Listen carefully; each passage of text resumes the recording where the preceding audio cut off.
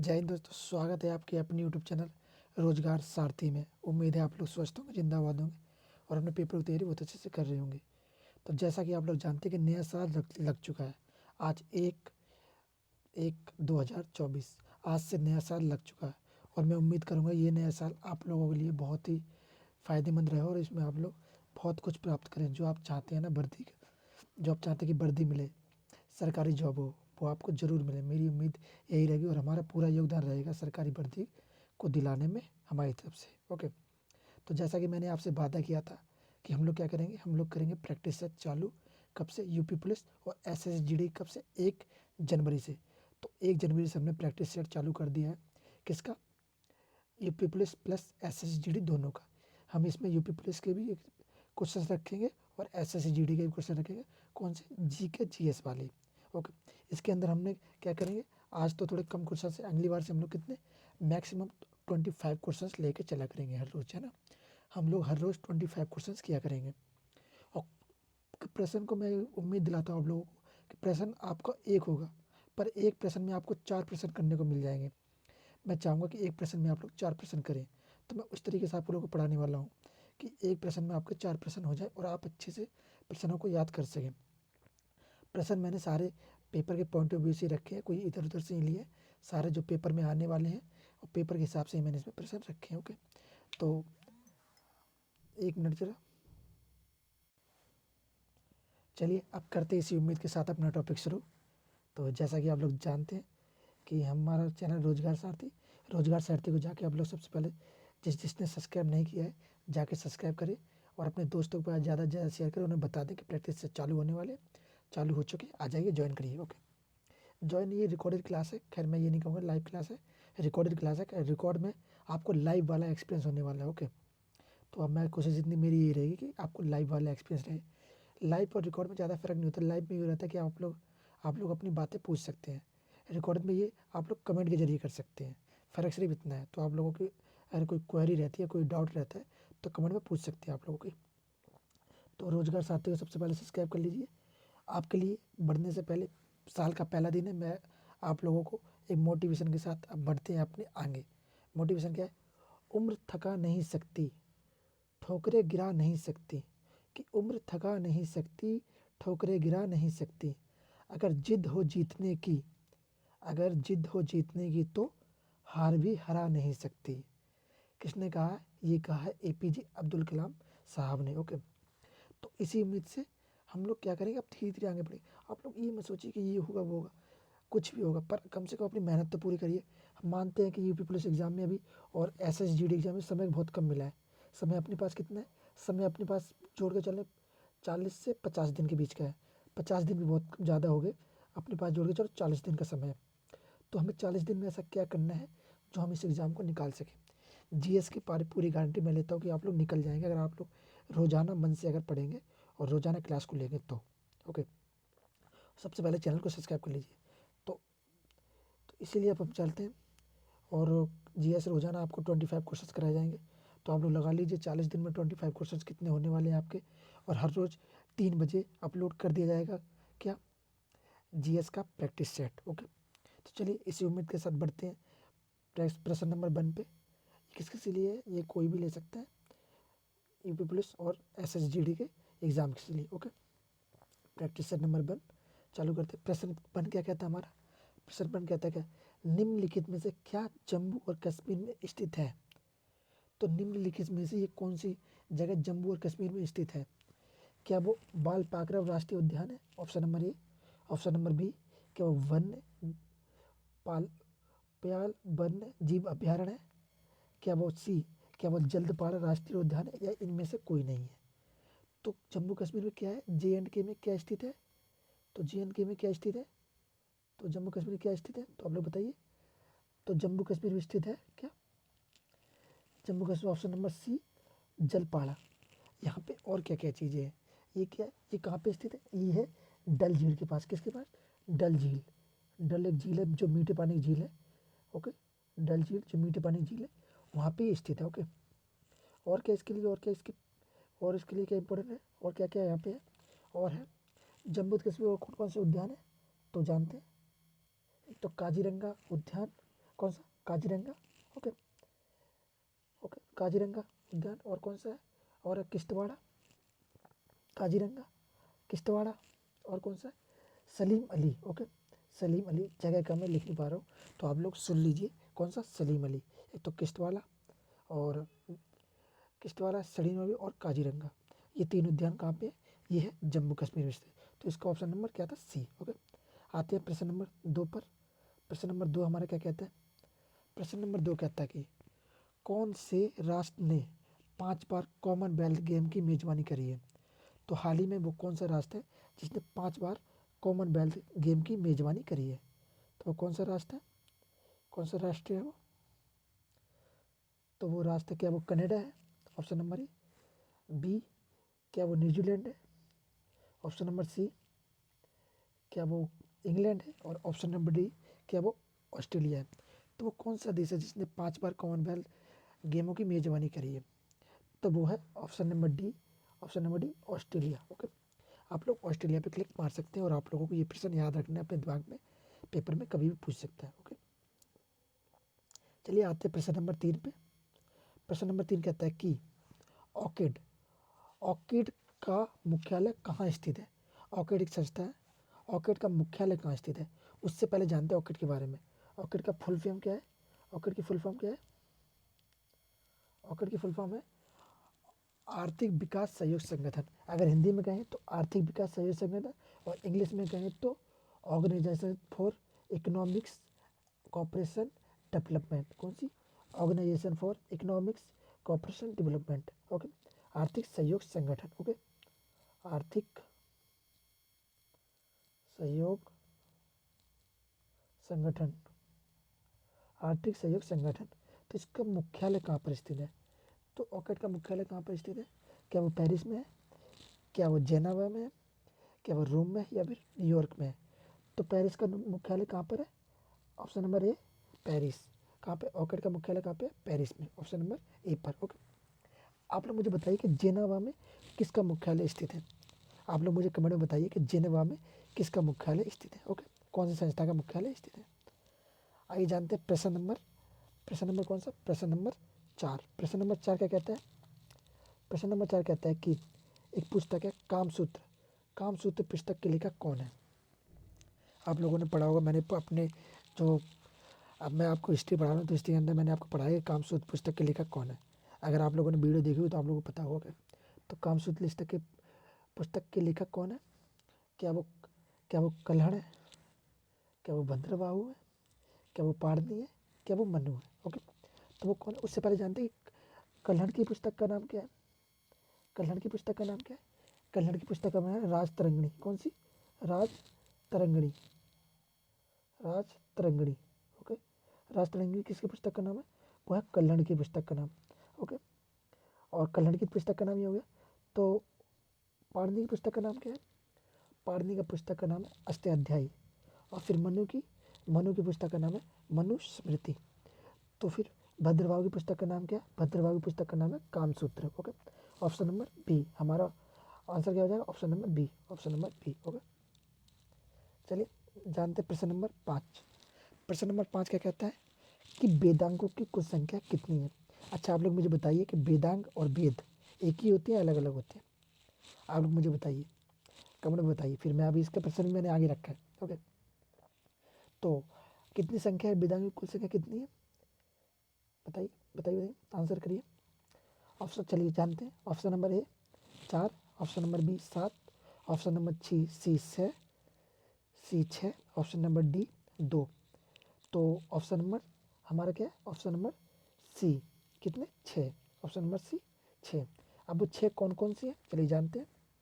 पहला है शिक्षा, फर्स्ट शिक्षा, दूसरा ज्योतिष, तीसरा तीसरा व्याकरण, चौथा चौथा है कल्प, और पांचवा पांचवा है निरुक्त, और छठा है छंद। कौन सा? पांचवा निरुक्त और छठा छंद। तो आप लोगों को याद रखना है कि 6 वेदांग कौन कौन सी है। ओके, ये तो बात होगी वेदांग की। आप जानते हैं प्रश्न नंबर 6 पर, प्रश्न नंबर 6 हमारा क्या कहता है और प्रश्न नंबर 6 में क्या क्या चीज़ें बोली गई हैं। आते हैं प्रश्न नंबर 6 पे। जैसे मैंने आपको पूछा था कि हमारे वेदों की संख्या कितनी है, तो अब आप लोगों को बताना कि वेदों की संख्या कितनी है। ओके, तो जानते हैं वेदों की संख्या कितनी है? आइए, वेदों की कुल संख्या कितनी है? मैंने आपको हिस्ट्री जब पढ़ा था तो मैंने आपको बताया था कि वेदों की संख्या कितनी है और कौन कौन से हमारे वेद हैं। अगर आप लोगों को नहीं पता तो आप लोग वीडियो में देखिएगा और अभी यहाँ से बताइएगा आंसर कितने हो सकते हैं हमारे वेद। तो क्या ऑप्शन नंबर ए 2 है, क्या बी 6 है, क्या सी 6 है, क्या सी 4 है और डी 5 है? तो कितने हमारे वेदांग हैं? तो वेदांग हमारे हैं ऑप्शन नंबर सी। कितने? ऑप्शन नंबर सी 4। ओके, 4 कौन कौन से वेद है? पहला ऋग्वेद, दूसरा यजुर्वेद, तीसरा अथर्ववेद और तीसरा सोमवेद और चौथा अथर्ववेद। तो सबसे पुराना वेद कौन सा है? वो है अथर्ववेद। और सबसे नया वेद कौन सा है? कौन सा? ऋग्वेद। ओके, सबसे पुराना वेद अथर्ववेद, सबसे नया वेद ऋग्वेद। ओके, ये हमारे हो गए वेदों के बारे में जानकारी। ओके, आते हैं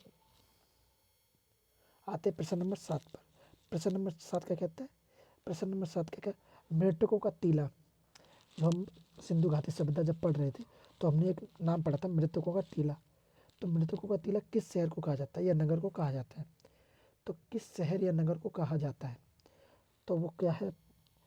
तो वह option number A Mohenjodaro, option number D Kalibangan, option number C Harappa या ऑप्शन नंबर डी लोथल। तो जानते किसको क्या कहा जाता है? कि ऑप्शन नंबर डी लोथल है, क्या वो कालीबंगन है, क्या वो हड़प्पा है? तो जानते हैं, तो वो मोहनजोदड़ो। तो ऑप्शन है हमारा आंसर है, आंसर क्या है? आंसर है मोहनजोदड़ो। ओके, कौन सा? मोहनजोदड़ो।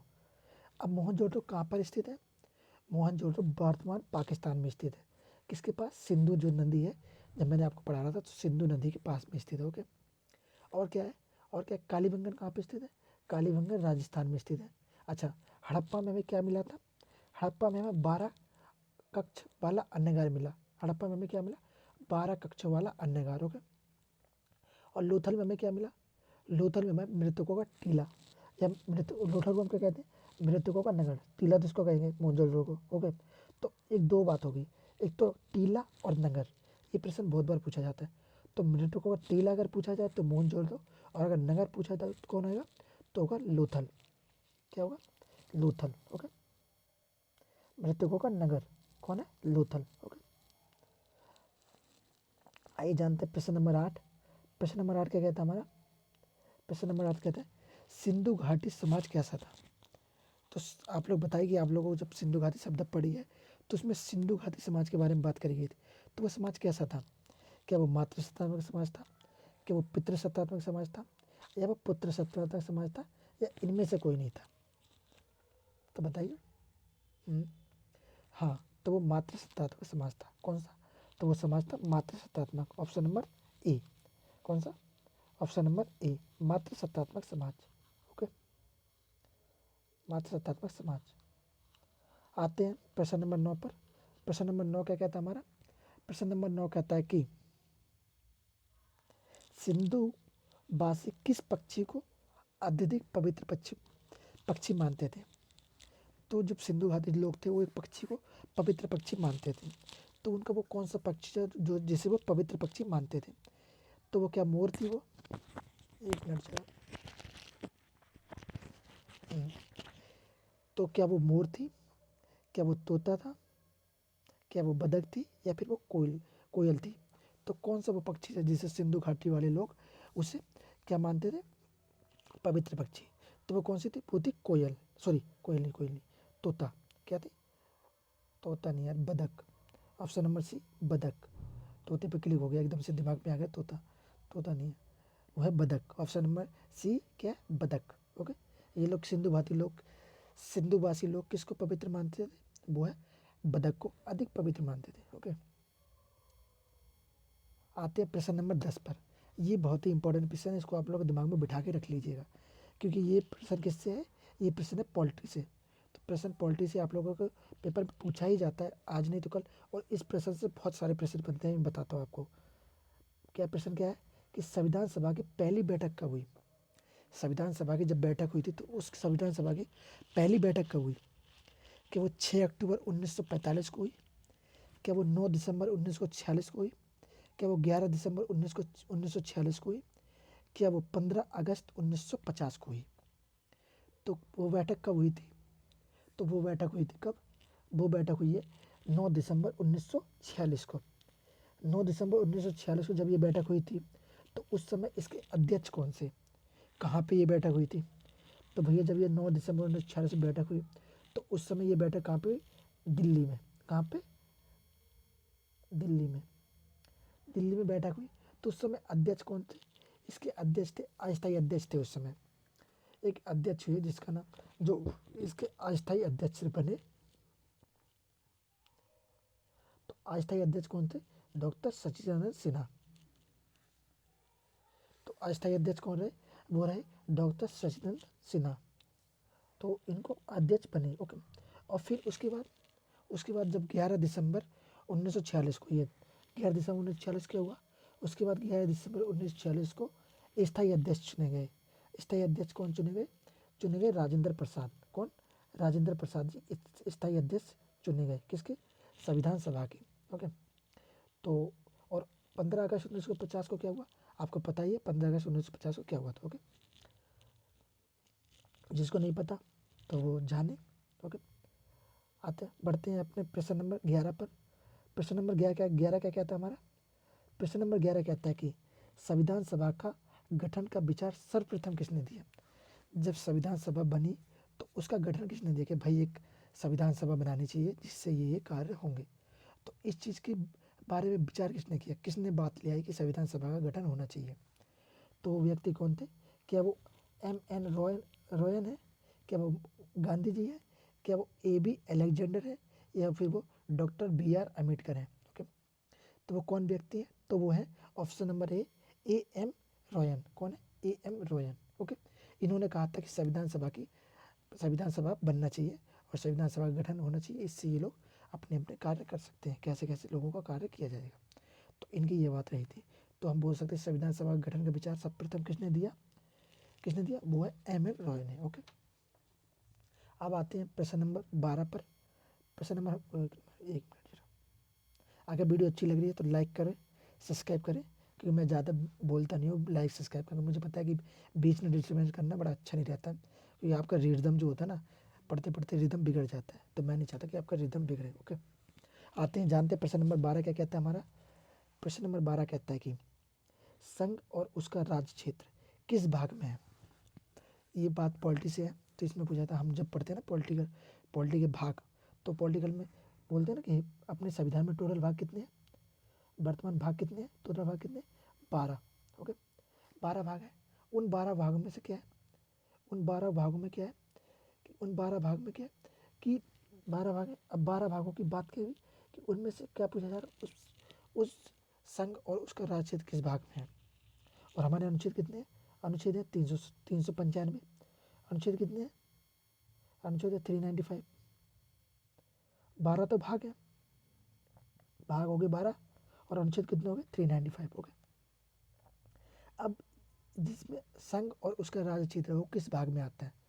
तो क्या वह भाग 3 में आता है, क्या भाग 1 में आता है, क्या भाग 2 में आता है, या फिर भाग 4 में आता है? तो वो आता है भाग 1 में, ऑप्शन नंबर बी। किस में? Option number B. तो भैया अच्छा, ये तो बात इसमें हो गई।